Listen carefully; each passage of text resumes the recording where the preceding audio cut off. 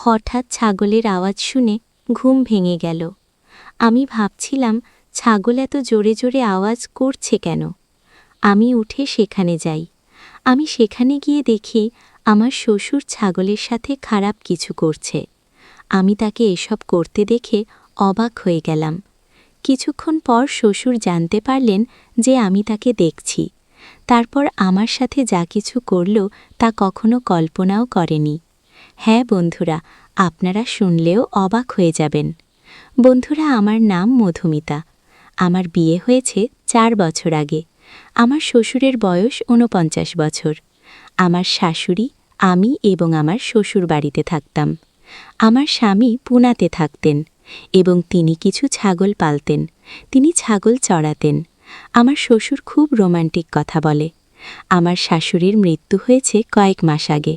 তিনি আমার শ্বশুরমশাইকে একা রেখে চলে গেলেন। তখন আমার শ্বশুর একটি বড় ধাক্কা পায় এবং প্রায় 3 মাস ধরে সে তাকে স্মরণ করতে সক্ষম হয়। শ্বশুরমশাই খুব রোমান্টিক মানুষ ছিল।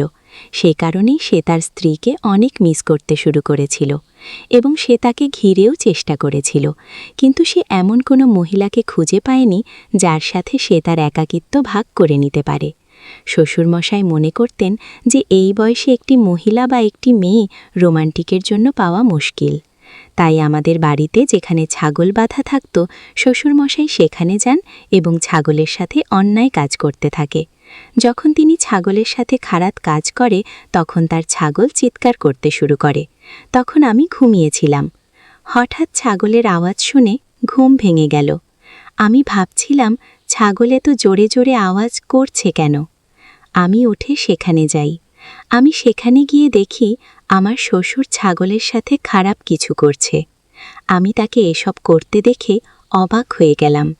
কিছুক্ষণ পর শ্বশুর জানতে পারলেন যে আমি তাকে দেখছি। তারপর আমার সাথে যা কিছু করল তা কখনো কল্পনাও করেনি। হ্যাঁ বন্ধুরা, আপনারা শুনলেও অবাক হয়ে যাবেন। আমি শ্বশুরের এই সব কাণ্ড দেখে রুমে চলে এলাম।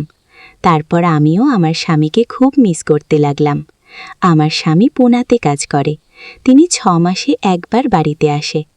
একদিন শ্বশুর যখন ছাগলের সাথে অন্যায় কাজ করছিল তখন আমি লুকিয়ে লুকিয়ে দেখছিলাম।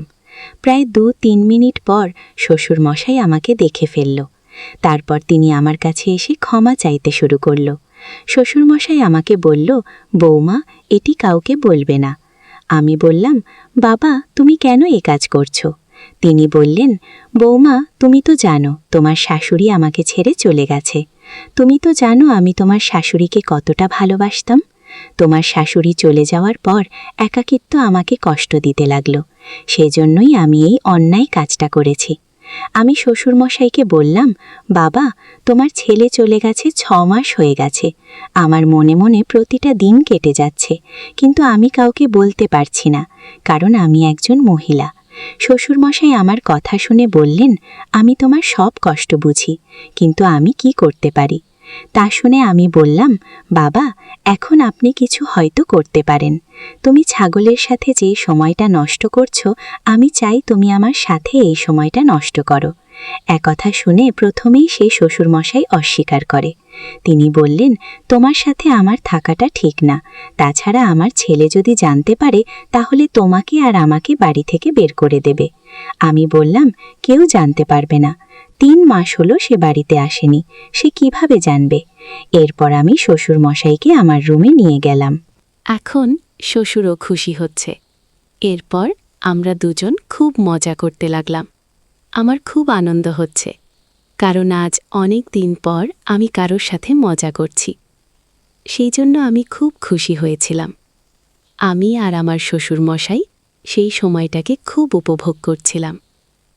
যখন আমরা ক্লান্ত হয়ে দিলাম তখন আমরা উঠে যে যার কাজে চলে গেলাম। তারপরে পরের দিন সকালে আমরা দুজন বসে খাবার খাচ্ছিলাম। তখন আমি শ্বশুরমশাইকে একটু হেসে বললাম, বাবা, তোমার যখনই আমাকে খাওয়ার ইচ্ছে হবে তখন আমার কাছে চলে আসবেন। এভাবেই আমরা দুজনেই এনজয় করতাম। আমি যখনই সুযোগ পেতাম তখনই আমি শ্বশুরের ঘরে গিয়ে মজা করতাম। একদিন হঠাৎ আমার স্বামী বাড়ি ফিরে আসে। তাই এখন আমরা দুজনেই একে অপরের সাথে দেখা করা বন্ধ করে দিয়েছি। আমার শ্বশুর আমার সাথে মজা করার জন্য ব্যাকুল হয়ে উঠছিল, কিন্তু আমার স্বামী বাড়িতে থাকায় কিছু করতে পারেনি। এভাবেই 20 দিন কেটে যায়। একদিন সবাই বসে ডিনার করে। সবাই যার যার রুমে চলে গেলাম। আমি আমার স্বামীর ঘুমের জন্য অপেক্ষা করতে শুরু করলাম। আমার স্বামী ঘুমিয়ে গেলে আমি আমার রুম থেকে বেরিয়ে এসে শ্বশুরমশাইয়ের সাথে দেখা করতে গেলাম। শ্বশুরমশাই 20 দিন না পাওয়ার ফলে সে দ্রুত সম্পর্ক স্থাপন করতে শুরু করে। হঠাৎ আমার স্বামীর ঘুম ভেঙে যায়। সে আমাকে পাশে না দেখে ভাবে যে আমি বাথরুমে গেছি। তারপর যখন সে তার রুম থেকে বেরিয়ে আসে, সে কিছু শব্দ শুনতে পায়। তারপর সে তার বাবার রুমের দিকে যায়। সেখান থেকে শব্দ আসছে। সেখানেই সে ঘরের দরজাতে নক করতে শুরু করে। তখন আমরা দুজন ভয় পেয়ে যাই এবং শ্বশুরমশাই দরজা খুললে দেখে যে সামনে তার ছেলে দাঁড়িয়ে আছে। এরপর আমরা দুজনেই আমার স্বামীর পায়ে পড়ে তার কাছে ক্ষমা চাইতে থাকি। তখন আমার স্বামী তার বাবাকে গালি দেয় এবং আমাকে ঘরে নিয়ে এসে মারধর শুরু করে। আমি বললাম, আমাকে ক্ষমা করুন, আমি ভুল করেছি। আমি আর কখনো এমন ভুল করব না। তারপর আমার স্বামী আমাকে নিয়ে মুম্বাই চলে আসে। এখন আমার শ্বশুর আবার একা হয়ে যায়। তাই বন্ধুরা, আজকের দিনেও অনেক সংসারে এমন কিছু ঘটছে। তাই আমাদের পরিবারের উচিত তাদের স্ত্রীকে সময় দেওয়া।